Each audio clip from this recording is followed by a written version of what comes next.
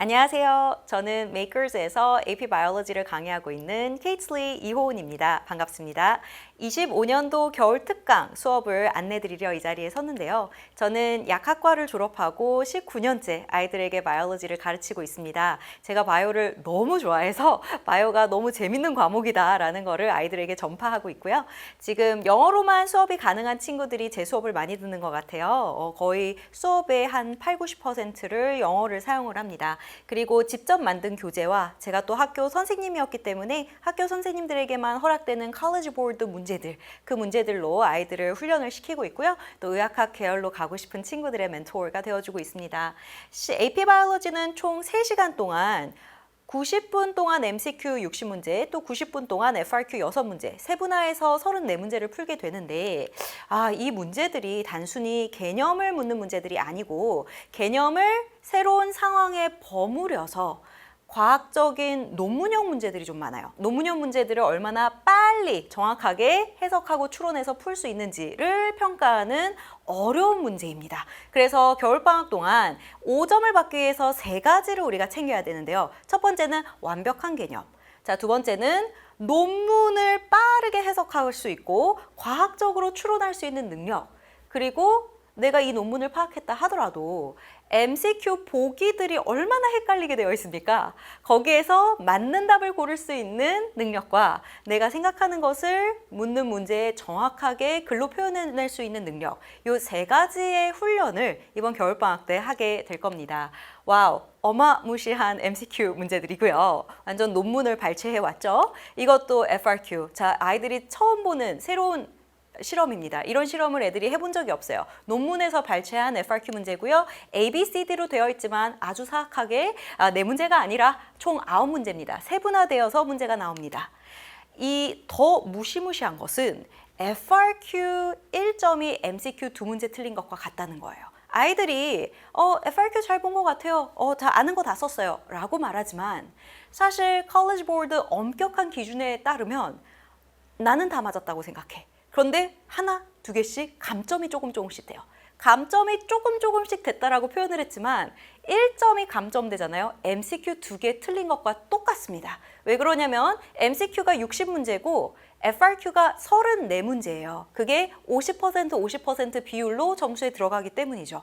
그래서 아이들이 잘 봤다고 생각했는데 의외로 실제 시험에서 3점 받고 4점 받는 애들이 있어요. 그 친구들이 FRQ 훈련이 안 되었기 때문입니다. 그래서 학교에서는 좀 FRQ 성적이 좋았다 하더라도 컬리지 보드의 리더들은 특히 아시아 디비전은 가장 깐깐하고 가장 꼼꼼하게 채점하시는 선생님들이 들어갑니다. 그래서 새로운 상황과 데이터를 해석하고 그거를 어떻게 글로 표현해 써내려갈 거냐, 이 능력을 겨울방학 때 반드시 길러야 돼요. 봄방학 때부터 FRQ 쓰면 늦습니다. 겨울방학 때부터 시작해야 됩니다.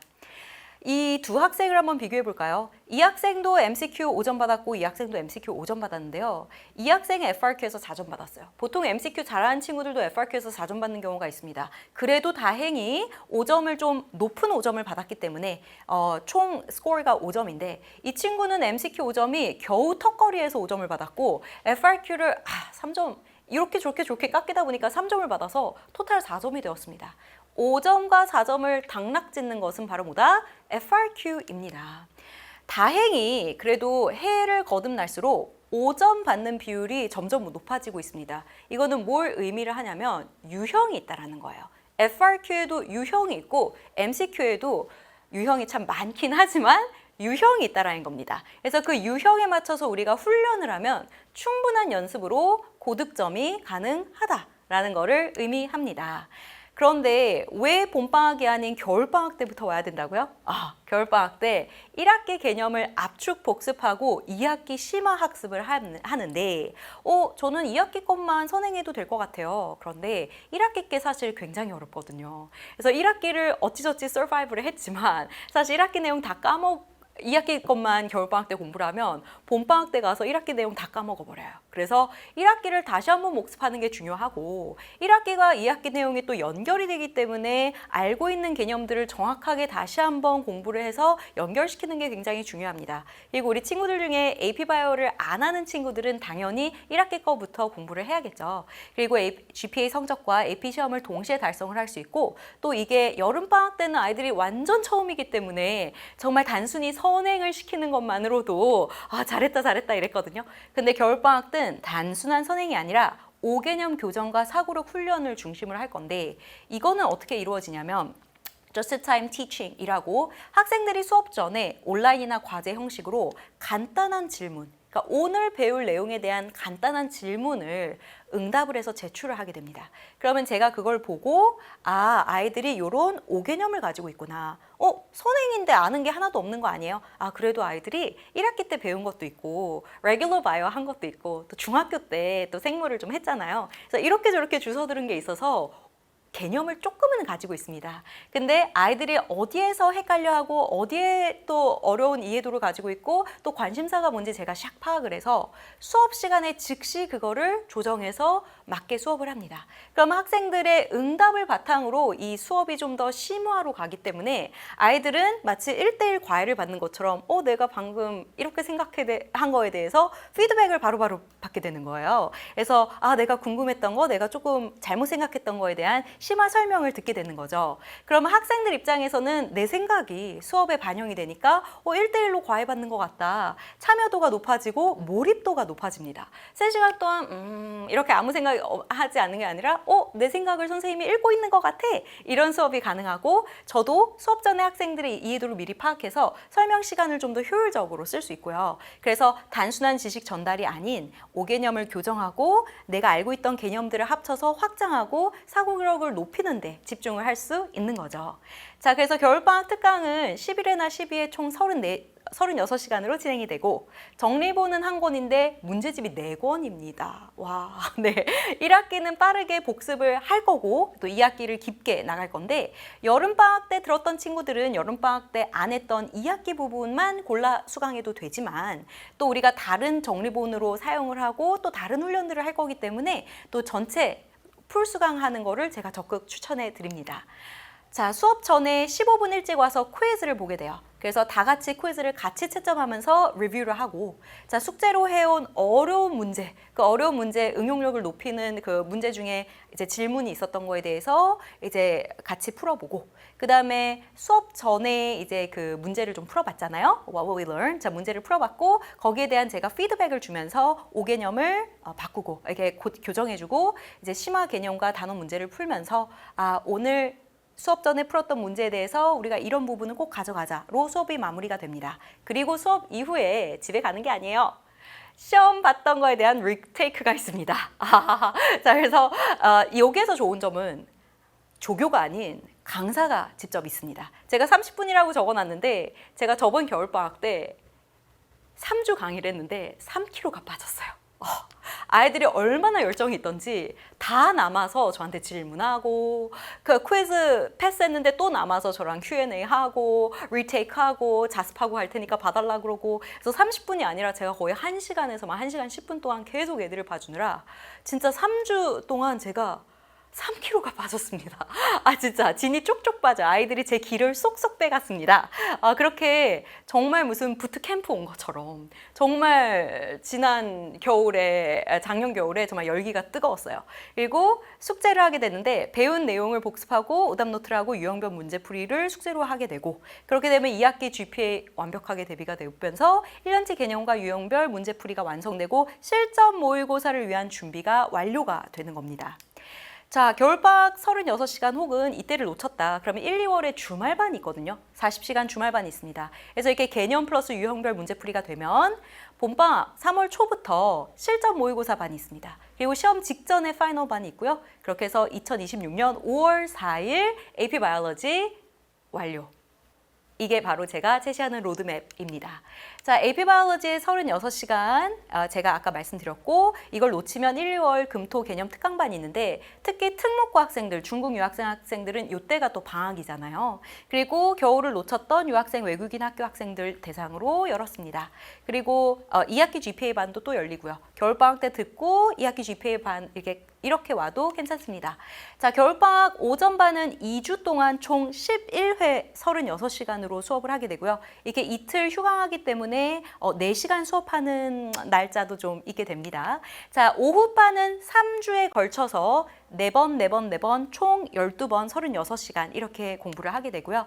자, 1월 9일부터 2월 28일까지 금토 오전반, 오후반 이렇게 준비가 되어 있습니다. 2학기 GPA 오전반, 오후반 준비가 되어 있고요.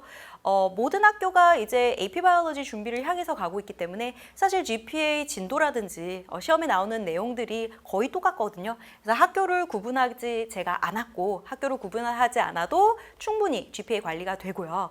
근데 이제 특정 학교 GPA 반이 좀 따로 있는데 그 학교들은 제가 그 학생들에게 따로 안내하도록 하겠습니다. 자, AP 바이올로지 그 이후로는 실전 모의고사 반이 있고 12회 모의고사를 똑같은 환경에서 온라인으로 시험 보죠. 네, 똑같은 환경에서 우리가 다 같이 시험을 보고 이제 개별 교정을 받는 그 12회 실전 모의고사 반이 있고 시험 직전 3회 파이널 특강 반이 있습니다. 자, 이 겨울방학 특강 강의가 주는 3가지 효과가 뭐냐? GPA 안정적인 관리, 그리고 AP 성적 향상, 그리고 AP 바이올로지 오전 받았다. AP 모든 과목 중에 사실 바이올로지가 가장 어려운 AP 과목 중에 하나거든요. 그래서 대학 입시 경쟁력이 강화되었고, 자, 이거는 또 딴 얘기인데 SAT 성적이 올라갑니다. 바이올로지가 사실 이과지만 논문을 계속 읽어야 되거든요. 그래서 영어 실력이 향상될 수밖에 없고 사고력이 향상될 수밖에 없어서 SAT 성적도 자연스럽게 올라가는 효과가 있더라고요. 그래서 독해력이, 사고력이 올라간다.